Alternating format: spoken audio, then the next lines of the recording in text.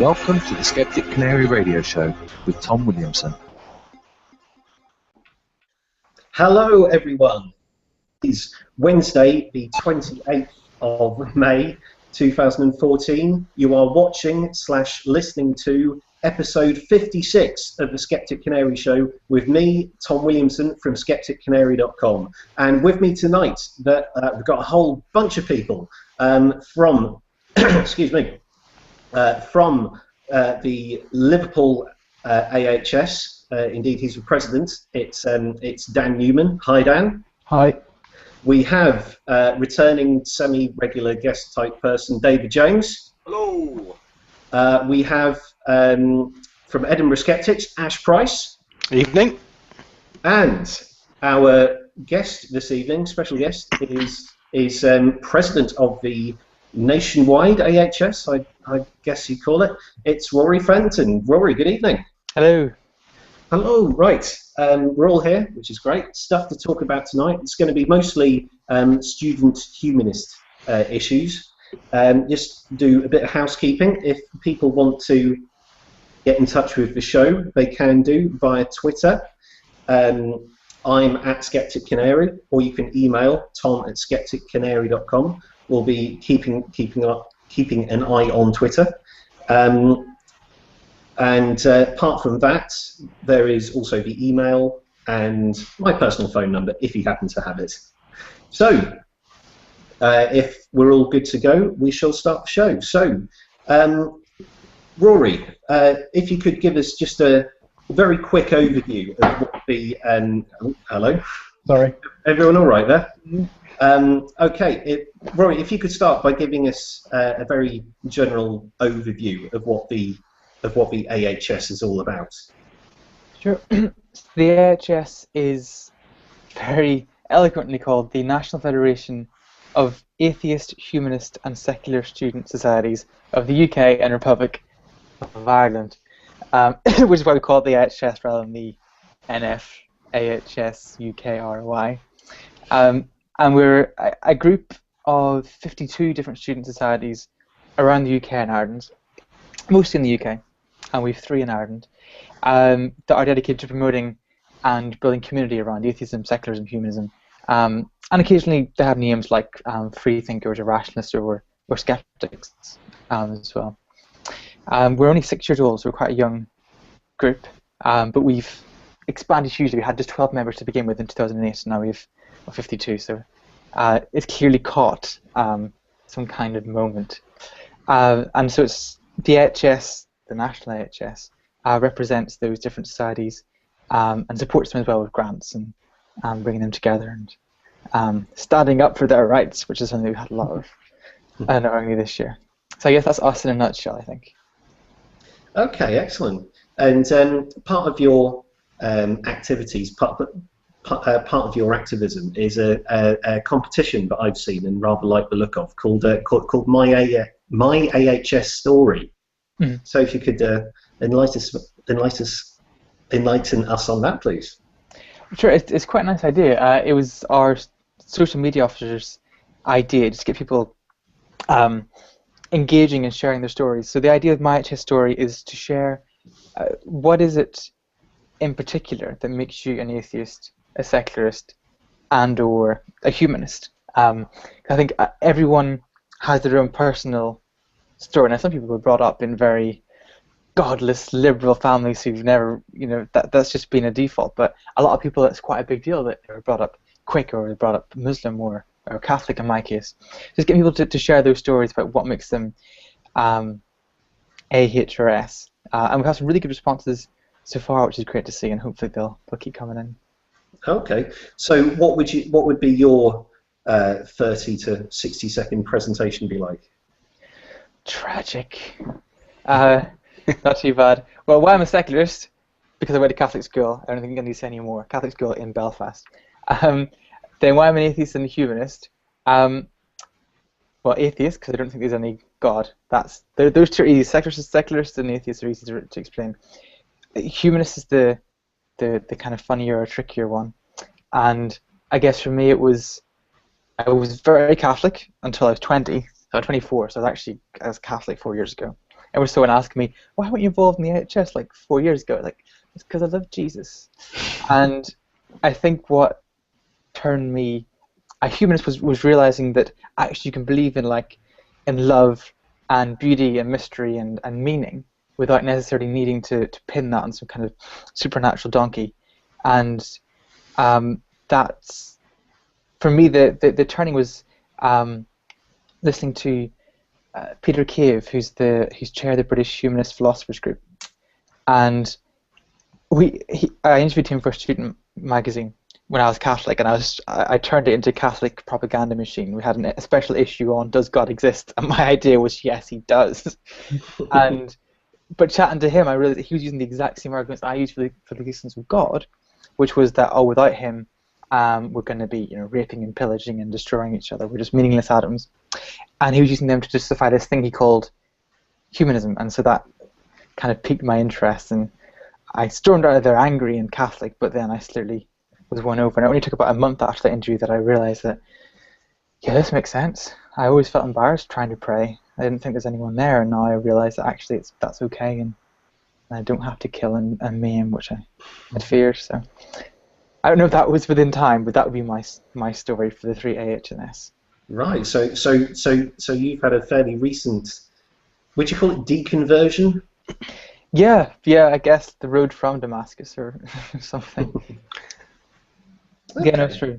Quite recent. And there's a good few in the AHS as well who'd come from quite religious families, and it's quite a new idea to them, the idea that you can be godless and not monstrous. So it's and that's what we I guess the AHS provides a nice kind of community for people from those backgrounds, which was really great. Excellent. I personally think it is important to make sure that to represent atheism, humanism, and secularism as different entities, because they are different things, but they certainly all fall under the one umbrella. Because do you think that there's a bit of a progression for someone who leaves a religion? Do you think that they become an atheist first and then a humanist, or do you think it can happen the other way around? I guess it's going to depend on the person. For me, actually, I think it was like I'd have called myself first an atheist Catholic, so it was like, well, yeah, I don't really believe in God, because that's just clearly not true. But then, I think it's nice that people have community, and there's a man in Rome who tells us what to do, because God help us if we try to obey our own consciences. And then I realized, wait a second, I have a conscience that disagrees with the Catholic Church. And so I kind of thought, okay, maybe I'm a humanist. And then finally I realized, wait a second, religions get all these kind of horrible privileges that kind of trample on other people's rights. And that in my school we weren't taught about sex education, and we weren't homophobia was never challenged. And then I realized, okay, that these things are wrong. And finally I was a secularist. So for me, I think I did actually follow in A, H, and S. That was a little progression. But I guess it'll depend on the person, I'm sure. Excellent. You talk about building. You talk about building community. Do you think it's important to spread the message that religion doesn't have a monopoly on communities, and that you can very much be part of the community as a humanist? Yes, I do, and very much, and I'd agree with the way you phrased that message. I'm not necessarily interested, although some people will, and they're welcome, but in spreading the message that religion is bullshit, although I guess I kind of think that, but more to the point that if you're not religious, that's fine, and there are loads of us like you, and there's community to be had there. And so definitely, I think that is really important, and not from the point of view of just making a point, but because community matters, and people form communities around shared ideas and beliefs. And I don't want people to see the AHS as their main focus point. Like, you need to have other interests and activities. It's dangerous. That's what religious groups do, where you get very insular. But I think it is really important that we get the message out there that actually you can be good without God, and other people also want to be good without God, and we can come together in harmony and peace and love. Absolutely. And religions certainly don't have a monopoly on life events, because people may not be aware of this, but you can have, if you've just had a baby, you can have a humanist naming ceremony. You can now have humanist marriages, and and there are humanist funerals. So humanism's there for the whole of life, essentially. Yeah, no, absolutely, and even they haven't found another way of putting it. You have humanist godparents as well, and they're called godparents, which is really awkward and embarrassing. But there was no better word. There is no godparent; just didn't really fit. So, yeah, no, you're right. Actually, a friend of mine on my course, she's Irish, and she's getting married in September. And she said to me, you know, oh, I'm getting married. It's going to be in a Catholic church, but I don't believe in God. My fiance doesn't believe in God, but we'd rather do it there than, you know, some dingy town hall, which is maybe a bit harsh. There's some lovely town halls, but it'd be really sad because the word would be meaningless, and we'll always talk about Jesus we don't believe. I kind of politely pointed her to humanism.org.uk, and it's been really lovely that I'm not trying to convert her for a second, but she's realised, okay, there is a thing that describes what we want to do, and they're going to have humanist wedding now and have humanist vows, and they're going to be centered around them and their love and their family and their friends, not around, you know, the man in the sky who wants to make sure they do the right things with their body parts. Oh, lovely, lovely. Okay. Do you think that that humanists in general are seen as being anti-religious, and do you think that perception is a bit problematic? I think, yeah, we definitely are, and it is. If you look at, like, when David Cameron recently said that we were a Christian country, and there was this backlash led by the British Humanist Association, if you look at the letter they wrote, which got us on the front page of the Telegraph, it said the importance of recognising that Britain was a country of many beliefs and many faiths, including non-religious as well as religious identities. So very much not saying, hey, we're an atheist country, just, hey, we're not just a Christian country. And they were slated as, you know, anti-religious, and they hate Christianity and so on, just for that message. So you're definitely right. There is a problem that when you challenge religious privilege, not even necessarily religion, but just privileges, people see that as, you know, oh, you want to ban religion, full stop. You know, we're going to close down the churches and turn them into museums. So yeah, that is an obstacle, because people use that when it comes to politics to justify why they should be allowed to fire someone for being gay or prevent a woman from having reproductive health services and so on. Mm-hmm. And it's because they paint it as these grumpy atheists who hate God, when actually I've got no major problem with God. My problem is when you expect me to follow his rules. Mm-hmm. Absolutely. So do you think that we are still a Christian country? And, you know, is David Cameron right to say that? I feel like even if 59,999,999 people in the country were Christian, only one person was a humanist, we still shouldn't call ourselves a Christian country. We should always be aiming to be a secular country that doesn't privilege beliefs. So definitely, we shouldn't call ourselves a Christian country. But even statistically, we're not Christian. People don't believe in Christianity. People don't follow religious leaders. I know there's a survey last week that found that young people were twice as likely to listen to celebrities as they are to religious leaders. So if Rihanna has more of an influence over you than a rabbi, it's probably fair to say you're not that, well, that's Jewish, not Christian, but... I don't know which is more concerning. Yeah, exactly. Yes, that is true, actually. That's a fair point. And actually, that is an interesting point, because a lot of people have this stereotype of, well, the modern world, without God and our rabbis and our priests and our imams, people are going to listen to what Jay-Z has to say from his pulpit. And yeah, that's a fair point, actually. When we get rid of the rabbi, we don't want to replace him with Rihanna. We want to replace him with me on my pulpit. Or maybe not. Well, we haven't really addressed the secularism issue yet, and secularism is one of those things for me. It really annoys me that when people get secularism confused with atheism, because of course they are very, very different things. So how do you go about communicating that difference? Because if anything, you should be able to get religious people on our side, essentially, as secularists. I think secularism is definitely a tainted word, and people use it as just another word for atheist.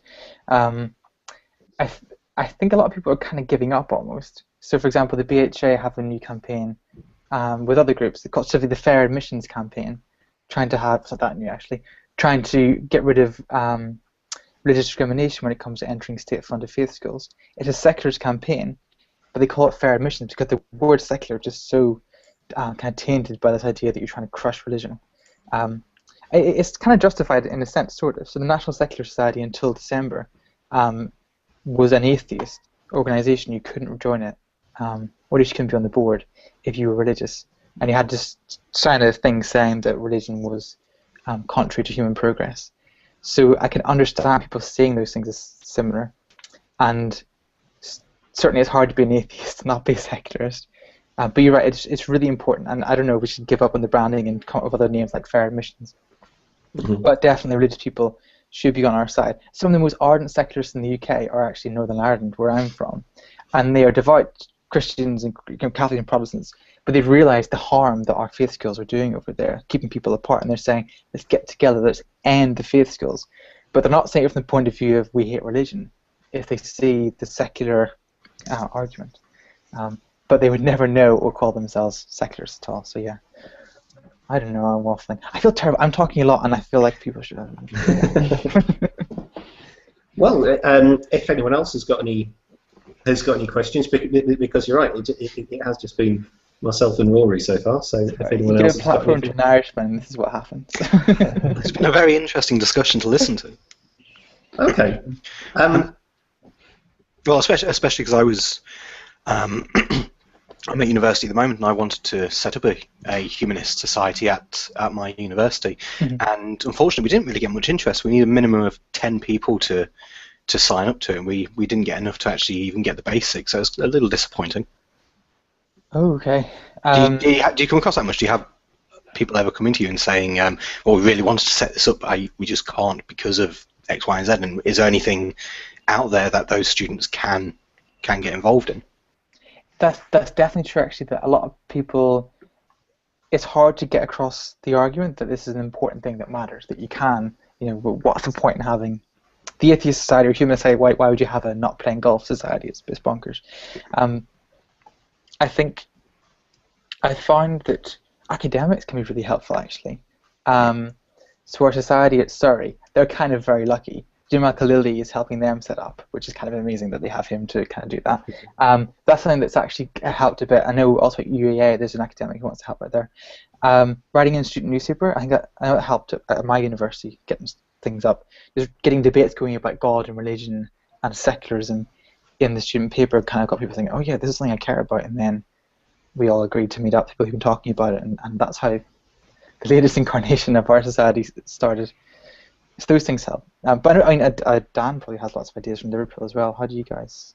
Yeah, I mean, I think we generally have the problem that it's very much event dependent. There's definitely interest if the event's something that the general student population is interested in. So Lawrence Krauss, we had 300 people come to that talk. When you came, Ash, I think we had 60 people. Yeah. But then sometimes we'll have talks where we might be lucky to get 15 people, and I think that the difficulty is in certain universities there's a certain apathy, and so it's very event dependent, and it's difficult sometimes perhaps to try and get students to sign up and say that they're members and get more involved. I think we've generally found that students who are postgraduates, they're much more likely to regularly come to events. So I don't know whether that's just a thing with the culture here in Liverpool, that generally undergraduates just want to go out drinking and aren't really cared about ethical discussions, whereas postgraduates, that's probably something that interests them more. So in terms of one quick way to get tons of people to sign up, I'm not too sure. I mean, humanism has a perpetual image problem. I think being an atheist society, it might be an easier way to get more people to sign up more quickly. But it's kind of a different angle to take. A humanist society is definitely very different from an atheist society or a secular society. So. Yeah, it was quite difficult trying to decide which direction to actually go in with it, and ultimately we did settle on humanism because it kind of acts as this, to a lot of people, acts as an alternative to religion and something they can get involved in. Whereas I was considering going with a skeptical society, but I think skepticism has even more of a a negative connotation in the wider society then that maybe humanism does. Well, it is interesting to hear people openly mentioning humanism's image problem. It's become a little bit of an elephant in the room. So what do we think is humanism's image problem, and what do we think can be done about it? I'm going to ask that to Dan, seeing as he first mentioned it. I think being better with social media and things like that. I mean, typically humanists have been generally an older bunch of people, and so that's typically what they've been seen as, this old group of people, and as a younger generation, that's kind of been seen as a barrier. But I think things like the videos that Stephen Fry recently did, talking about humanism and that sort of stuff, I think that those sort of projects are really good at explaining humanism, and so hopefully it's not going to happen straight away, but with campaigns like that and then the letter to the Telegraph, eventually you're going to get more and more people on board, and once you reach critical mass, then that's the point at which everyone will be aware of what humanism is and its values. Do we think Jamal Khalidi, with his campaigns, like the letter that got in the Telegraph, do we think that is a step in the right direction? Personally, I think it's important to make sure you are on the front page of the newspapers. But I'm not entirely sure whether people would have known that letter was necessarily from the Humanist Association. I think I saw an article in The Guardian about it, and it omitted any reference to humanism, which is kind of weird. If you can't even get a newspaper to mention who sent the letter, but rather the people who sent it, then that's not going to help the image problem at all. Mm. Okay. One thing I did want to mention quickly in regards to what Ash was talking about earlier is that if you're a student and you're trying to set up a humanist society, but your local student body won't recognise you because you haven't got enough people, is there anything to stop that person from getting in touch with yourself, Rory, and the AHS directly? No, they're very welcome to. To be a member of the AHS, you need to be affiliated to your union.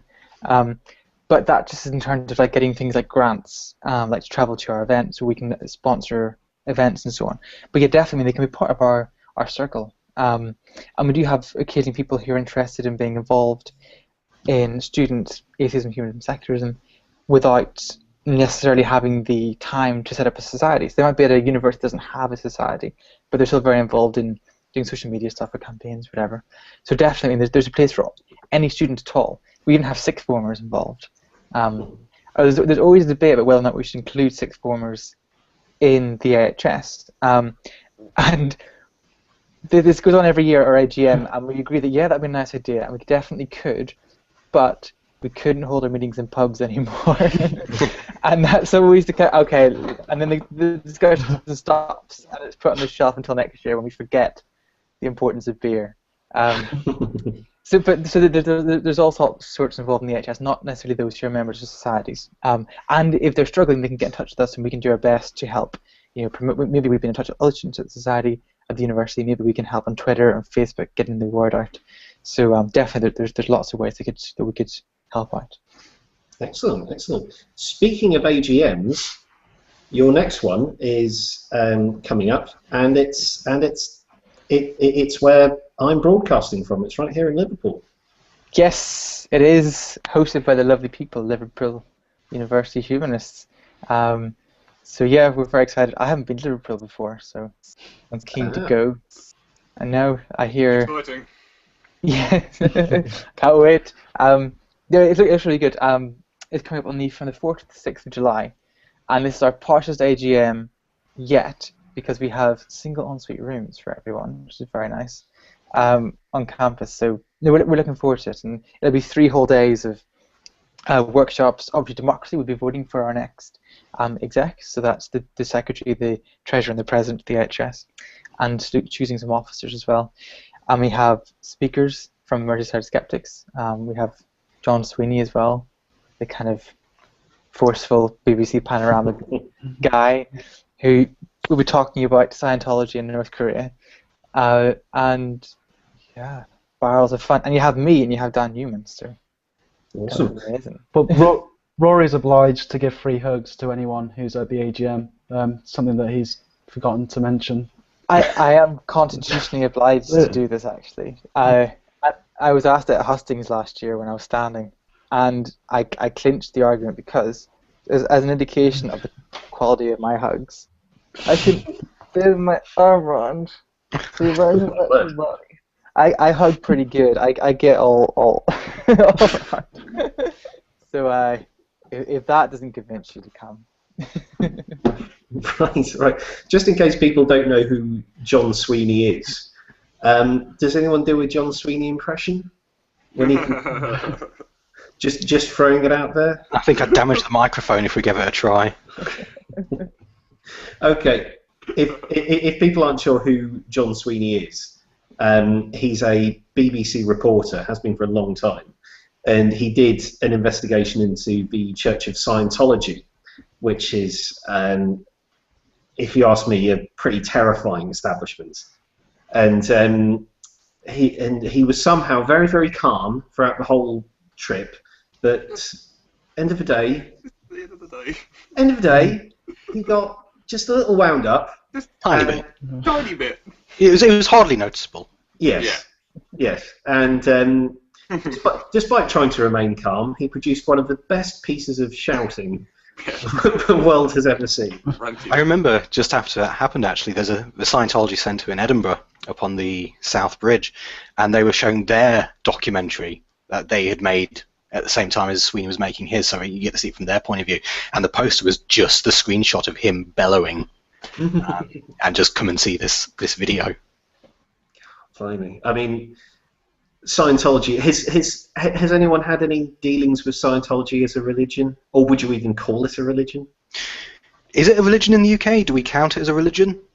Isn't there some debate as to whether or not it doesn't have religious status, or it doesn't have charity status, or something like that? Charity status.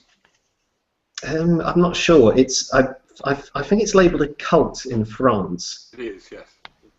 Yeah, oh, and not a Ponzi scheme, a Pyramid. pyramid scheme. Thank you. Oh, really? Yeah, I don't believe so. That is impressive. I mean, for me, Scientology is just an example of why you've got to be so careful out there in the world, and it's why you can arm yourself with a skeptical mindset and humanist compassions, so that you avoid that kind of thing and hopefully persuade other people out of it. There's a certain appeal to the argument from antiquity for the older religions, but when the guy's been alive in your lifetime, yeah. Yes, definitely. Yeah, there's a couple of newish religions that have sprung up, isn't there? There's Raelism. Yeah, Wasn't that founded by a French racing car driver? Yes. And something to do with directed panspermia and orgies, if I'm not mistaken. Yeah, quite free-lovey. Yeah. You've got to have orgies for new religions. Of course you have. What's the point of starting one of them? I mean, they have an AGM, which is obviously not orgy-orientated, but it's sort of free-lovish. But they do have like local meetings, which is apparently a bit more orgy-esque. I've been told. That's enough talk of orgies. Never enough talk of orgies, Tom. How dare you? Can I ask a question, Tom? Yes, of course. To Rory, I'd be remiss if I didn't ask about the Rubik's Cube behind you that's solved. And how long does it take you to solve it? Paul would be angry if I didn't ask. I think my record's about 50 seconds. It's normally about a minute. That's very good. No Paul Hopwood. No Paul Hopwood. Oh no. Who is this Paul, and how can I meet him? Well, Paul does Skeptic talks about psychology, and he used to be a co-host on this show before he went off and did something else. But anyway, that's who Paul Hopwood is, and I know that he's looking for speaking arrangements. So if anyone out there runs a Skeptics group and want to talk on psychology, then Paul Hopwood's your man. It's a very good talk. Actually, both his talks are very good. Yeah. Absolutely, absolutely. Anyway, the more astute amongst you may have noticed a new face has appeared in the chat window. It's Ruth. It's Ruth Haydock. Now, Ruth, can you hear us? Yeah, can you hear me? Yes. Oh, good. Yeah, sorry, I don't think my computer can cope with video. Sorry. Okay. Okay, no problem. Well. So, Oh, and someone else has just popped up. It's Okay, Matt. there's officially more people on the show than listening to the show now. You know that. Yes, of course. That's Matthew Power. Matthew, good evening. Good evening. Nice to meet you. How are you this evening? Please tell me Very it's well, no very relation to Joe Power. This is the first time I've used Hangouts on air, and it's asking me to install things. So multitasking. Yes, we're all good this evening. How are you? Very well, very well. Okay, let's start with Ruth. Ruth, what would be your AHS story? What would be your 30 to 60-second pitch of what atheism, humanism, and secularism mean to you? That's right, isn't it, Rory? yeah, well, I don't know if I could fit it into just less than a minute, but, well, basically, I used to be sort of an evangelical Christian, and sort of over one summer in particular, I sort of figured out I've had enough of this. I want to sort of join grips with more liberal-minded people. So I just Googled for, because I was living in St Andrews at the time, and I just Googled for a grip, and the AHS was the first link that I found, and I found my home. I know it sounds really cheesy, but like it was just so nice to be with a group of people that just didn't like judge me for the first time. So because I found Christians to be very judgy, even though they claim to be all about love, it really isn't. So yeah. So yeah, that's sort of a brief rundown of my AHS story. I got involved as press officer, then I'm now the secretary. So that's a very brief version of my AHS story. Excellent, fantastic. Matt, what about yourself? Well, I guess I first got involved with my student society when I was studying at Southampton in my first year, which was 2009.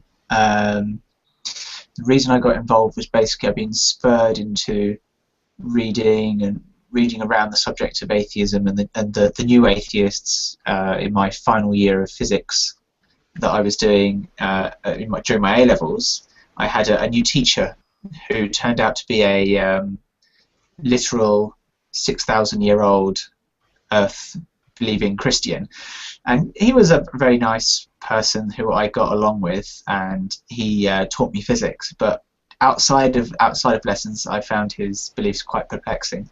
And that sort of got me involved in learning a bit about the sort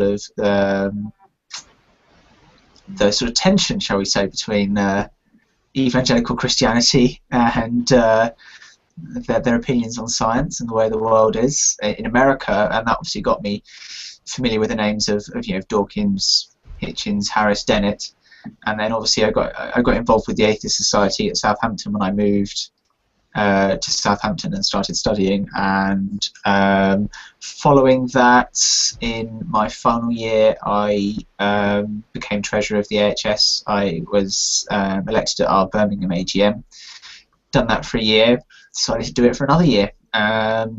Stood again at our Oxford AGM last year, and I'll be standing down at our Liverpool AGM.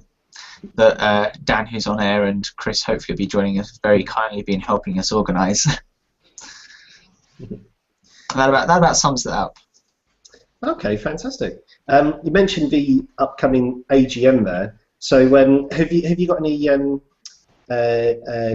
talks prepared apart from John Sweeney, who I'm sure everyone is really looking forward to? Are there any other events? I mean, as far as big events are concerned, or bigger names, we've very kindly Liverpool and Merseyside Skeptics, the sort of chief organisers. I'm going to get the names wrong here, so apologies. Michael, Marsh, and Alice, I believe. Have I got that right, Dan?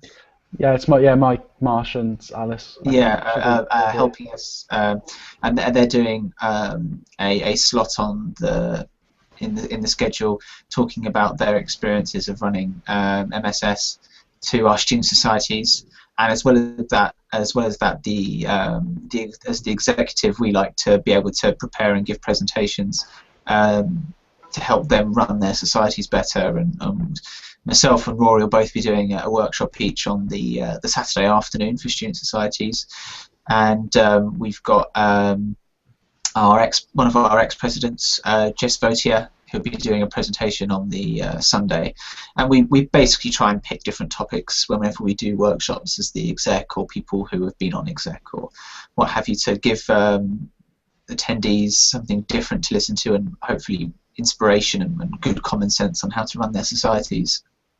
Excellent, excellent. Something I'm quite interested. Are student humanists, do they have a bit of an overlap with skepticism as well? Probably comes down to the society, I think, but as a generalisation, yes. I think there's a lot of societies sometimes have quite a heavy sciences bias. At least Southampton was one example that did for quite a number of years, maybe not so much now. And when that happens, they typically tend to be very interested in skepticism. I came into it through the sort of more the atheism and the skepticism route, and now my interests lie primarily in the humanism and secularism side of things. But I think it depends on, to a greater part, the individuals. But it's very, very true that there's a lot of very interested skeptics that join AHS societies. Mm-hmm. Yeah, because in terms of finding a way of defining yourself, I mean, we talked earlier about how about belonging, and how that if you are religious, then you can certainly find a sense of belonging in a church. Do you think that terms like humanist and skeptic, do you think they're important for defining your belonging if you're not religious?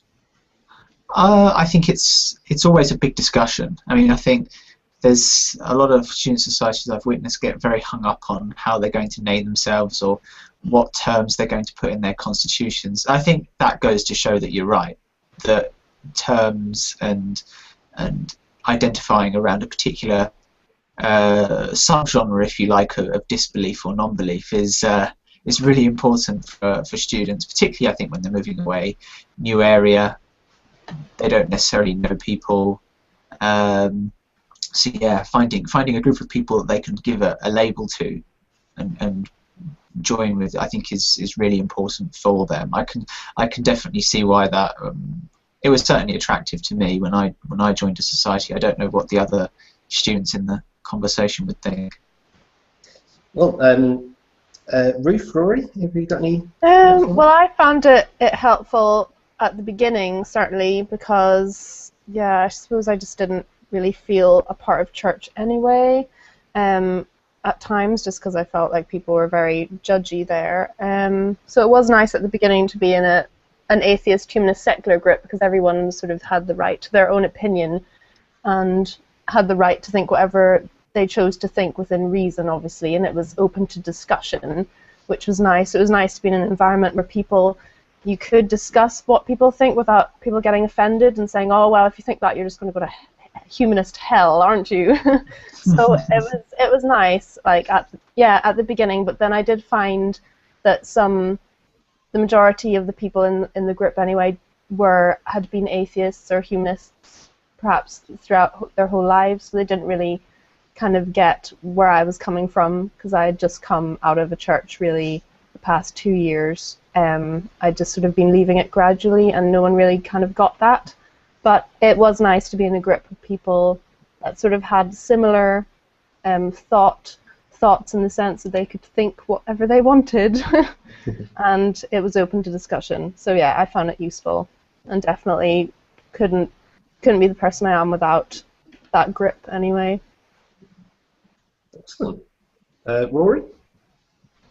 Yeah, I'd agree with I coming from a religious background. It does to go from being a Roman Catholic with all that 2,000 years of history, and then say simply you're an atheist. Psychologically, and this is obviously very unfair, but psychologically it feels like you just like dropped everything and picked up nothing. And there's the Catholic creed is, I believe in God, the Father Almighty. Creed of huge. You learn it from when you're the age of 2. And while I don't want to human this creed, that'd be weird and creepy. It is important, like we said, to have something else to kind of say, well, not only do I not believe in God, and that's true, and I am definitely an atheist, but I've got these other beliefs as well, and I want to live a good life that's long as it can be, and no longer than it should be, and so on. Yeah, so for me, the humanist label is important, but not for everyone. For other people, the word atheist is sufficient. For them, that means they believe in all these other things as well. So that's why we're the AHS. We're inclusive of those different terms. Okay, I'm just wondering if there's any regional differences to how atheists are treated throughout the UK and Ireland, because I always talk about this whenever I have any Americans on the show, because in America, in some places in America, if you say that you're an atheist, then you can end up losing your job. Whereas I think we are, I mean, maybe lucky is the wrong word, but we are lucky that in general, atheists don't really have that particular burden in the UK. But is it different, for example, in Northern Ireland? Yeah, well, I think in Northern Ireland it depends on Catholics and Protestants. So Catholics are quite chilled about atheists. At least Northern Irish Catholics are. But so yeah, my parents the were Protestant wouldn't be. Exactly. And Ruth, do you want to say but my impression is evangelical Christians are much less tolerant. Yeah, I think well, I just sort of avoid talking about it with anybody that I know. So I avoid saying anything to do with like non-religious beliefs with anybody. But I think that the people that I know anyway would find it quite shocking that anyone could be an atheist and not believe in God. To them, the people that I know anyway, and in the Protestant groups, they find it kind of, they just can't comprehend how someone could not believe in God, and they just think that atheists really have chosen that life because they just want to be bad people, sleep around, do whatever the hell they want, and they think that these people are knowingly wanting to go to hell, pretty much. It's pretty messed up, but I don't talk about it with people, and maybe one day I'll say the atheist word and see what happens, but for now I'm quite happy not saying it around anyone. So. Yeah. Well, again, if you're observant, you'll have noticed that we have one more person on the call. It's like a big humanist pile-on tonight. And that person is looking like a young Jesus. It's Chris Malvern. Thank you. The ultimate Pre-crucifixion.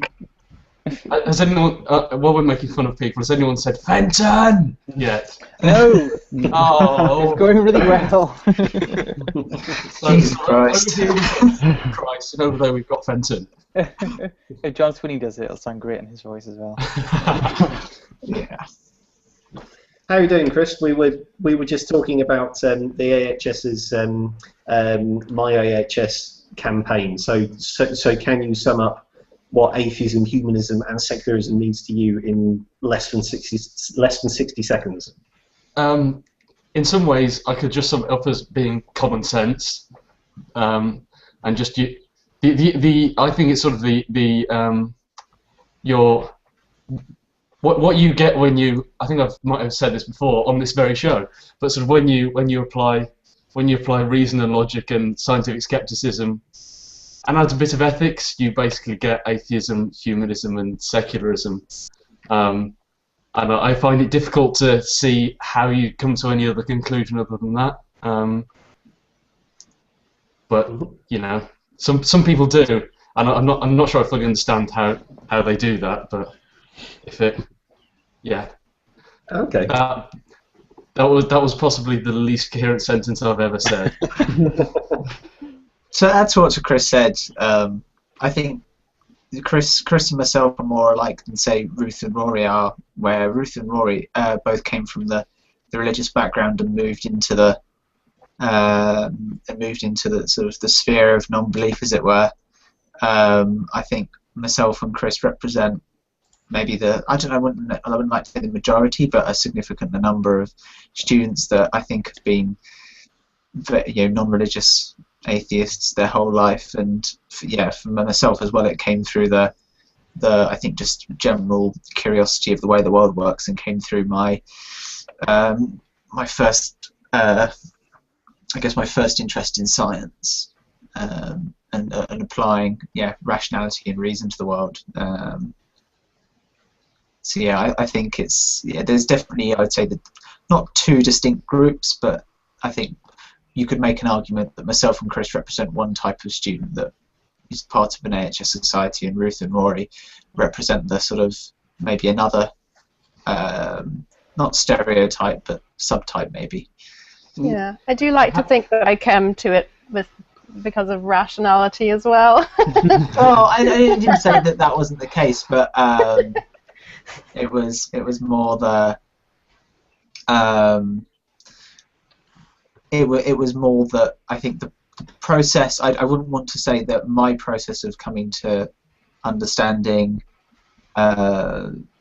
My process of understanding was basically, because I don't want to step on your toes with regards to coming out of religion. I can't pretend to understand what you went through. That's basically the reason I made that distinction, more than trying to imply that you didn't use reason or logic or anything like that.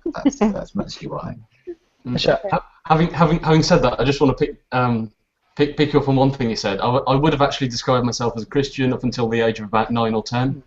Because I did go to a Christian school up until the age of 9, and it was just kind of, the default was, if you're not a horrible person, then you're probably a Christian. Now for me, kind of the default of, if you're not a horrible person and aren't religious, you're probably a humanist. But yeah, I can probably do a bit of a spiel about this for hours if I wanted to, but my family was never particularly religious, but I did go to quite a religious school, so that kind of informed my religiosity up until the age of about 9 or 10, and then I just sort of stopped thinking about it for about 5 or 6 years, and then sort of looked back and sort of had this revelation moment of, oh, that was a bit, what was that about? And the rest is history. I've been an atheist ever since. Superb. I want to go back to something that Rory was saying very early on, in that the idea of morality. I know this is going to sound like a really weird question, but how do you explain to a devout Christian who doesn't really know what humanism or atheism is? How do you explain that that there is a non-religious morality whereby you don't go around raping and killing people? With difficulty, sometimes. I quite like pointing out that I don't believe that they make moral decisions based on... Well, to go back a second... Are you doing the whole, you don't believe everything it says in the Bible either? Yeah, I mean, basically, I like to point out that try and find essentially some shared ground, which is to say that I believe that we're both using our own internal moral compass, and that their internal moral compass is distinct from a God, a kind of divine law-driven moral compass that they seem to think maybe they're using, when actually they're not. And I think perhaps some of the more liberal Christians would definitely say that they're using their own sense of judgment as well as a kind of Bible-informed sense of judgment. But I like to try to go for the shared ground approach, really, because it gives them something they can understand, i.e. the way that they tackle moral decisions is just the way that we tackle moral decisions, and B, it breaks down the idea that you need to be Christian or read the Bible to have a sense of morality. Actually, 'cause I think it's the one thing about humanism that we haven't mentioned so far, and that's that humanism is actually an ethical framework, and that we all make, I think even religious people make moral choices for humanistic reasons at some point in their life. And so you can say, well, I'm just taking it one step further and making sure that every decision I make is for humanistic reasons. Agreed. Absolutely. It is. I think I agree. It's difficult to convey to someone who's been brought up in that Christian framework that there is a sort of there is grass on the other side of the wall, as it were. I couldn't understand it anyway. I didn't really understand at one point how anyone could be a good person without believing in God. I thought that would be the only reason why someone would be good, was because they believe in a God, and that would be the only reason why someone could be a good person. And now when I think about it, a lot of my motivations for being a good person whenever I was a Christian was because I was afraid of being a bad person. And that fear of hell really did motivate a lot of my choices, and probably my fear of being a bad person and going to hell made me a good person. And to me, that doesn't really make anyone a genuinely good person if you're only doing it because someone is telling you, well, if you don't, then you're going to have this terrible pain in the afterlife and you'll be really miserable. But even then, like, I don't think Christians would really see that way now. I haven't tried to convince anyone otherwise, but I know that people find it very difficult to comprehend. One of my close friends at uni said, well, I don't understand what your motivation would be to do anything good. So, yeah. This kind of brings up a massive sort of philosophical question, I think, of the whole like the utilitarian point of view, as to whether even though you might do good things for really bad reasons, is that still ethically, intrinsically good or not? And that it's probably a bad thing for me to mention like 5 minutes before the end of the show. Let's have the big discussion about good and evil in philosophical terms in the last 5 minutes. That'll work. But no, with people who say, "Oh, what's to stop you raping and killing people?" I just think, what, you'd enjoy that, and the Bible is the only thing that's stopping you from going out and committing mass murder? It's kind of in a way for me, it's kind of similar to the whole like the fundamentalist Christian view that you choose to be gay or not. That to me, that implies that person is definitely bisexual. When they make that claim, like, well, you choose whether or not you go for men or women. No, you don't. Not unless you're bisexual, surely. Anyway, that's just something that makes my brain hurt. I see where you're going with this logic now. So if someone chooses to be gay, then logically they would also choose to be straight. Yeah. So if they've got both of those choices open to them and they make one, then the natural state is to have both. Yeah. I've never thought about it like that. It's absolutely fascinating.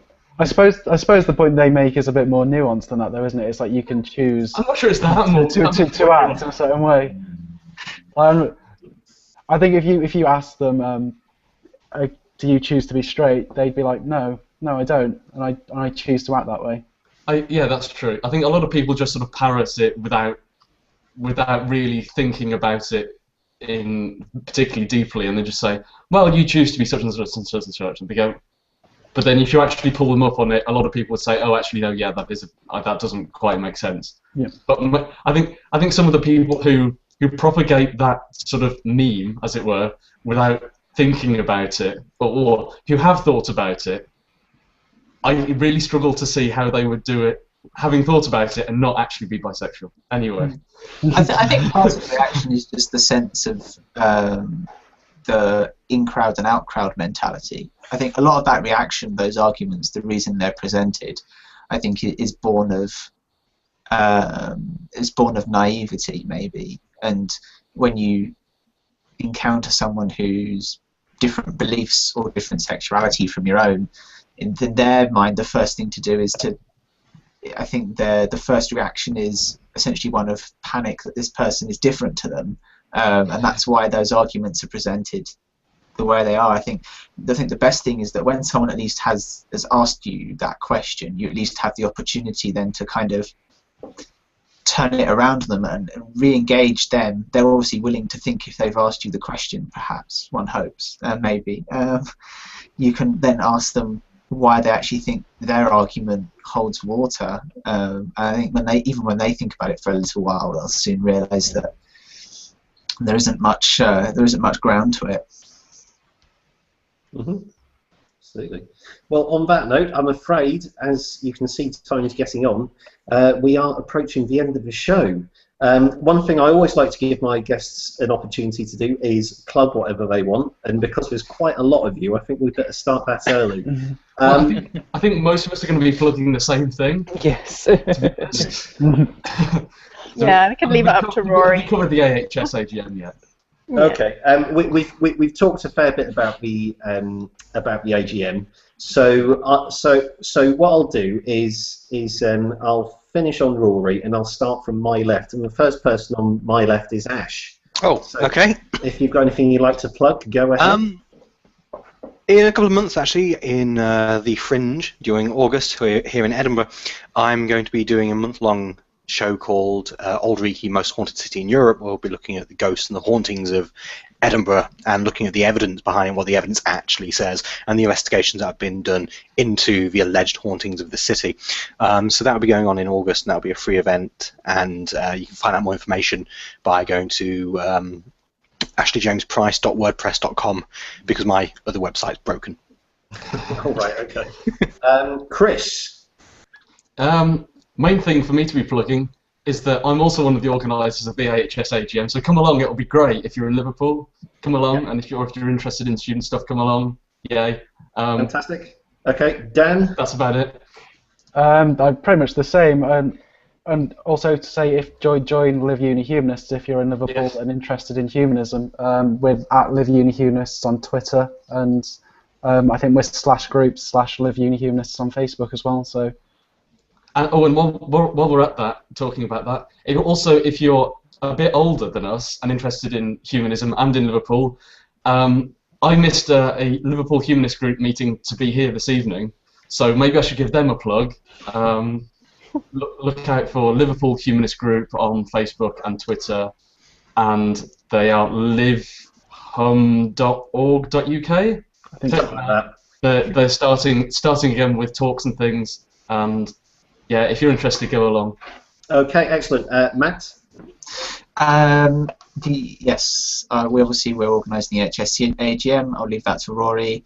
Other than that, if you're a student and you're listening in, contact any of the three of us, and we'll put you in contact with your nearest student group. Or if you're at uni and you haven't got one, then also message us, and we'll help you set up one. Excellent. And if you're in the Northwest, give me a call as well. Yeah, cool. Oh, I should have said that's President, Secretary, or Treasurer at ahsstudents.org.uk. We'll get you to Rory, Ruth, or myself. Okay, and Ruth? Oh, well, just to really the AGM's coming up and to submit an AHS story, but I'll leave Rory to promote the AHS story. Of course. Rory, in case we've forgotten anything else, off you go. That's most things. Yes, the AGM come and be fun. Any students listening, do get in touch. We've got lots of ways we can help people set up societies. And lastly, we have our hashtag AHS my AHS story. If you go onto our Facebook page, it's pinned to the top, and you can share your story there. We've had maybe 12 entries so far, and the best story, which is terrible to judging people by their stories, but what can I say? I'm a horrible person. Will win a signed copy of Creation by Adam Rutherford, which is quite cool. Ooh, and we also have excellent. some Amazon vouchers to give away. So it's really good. Actually, to get that buzz going, people sharing their stories, because it's the personal side is so important to the AHS, not just not only the argumentative side. So we want to hear why you are an atheist humanist sectors. So Okay. do that. My AHS story. Fantastic. Okay, we have reached the end of the show. I'd usually get everyone to say goodbye individually, but there's quite a lot of you, so I'm just gonna have one big goodbye at the end. Okay, it is goodbye from Ash, Chris, Dan, Matt, Rory, Ruth, and myself, Tom Williamson from skepticcanary.com. No show next week because I'm on holiday because it's my first anniversary. So I will see you the week after. Congratulations. Thank you very much, everyone.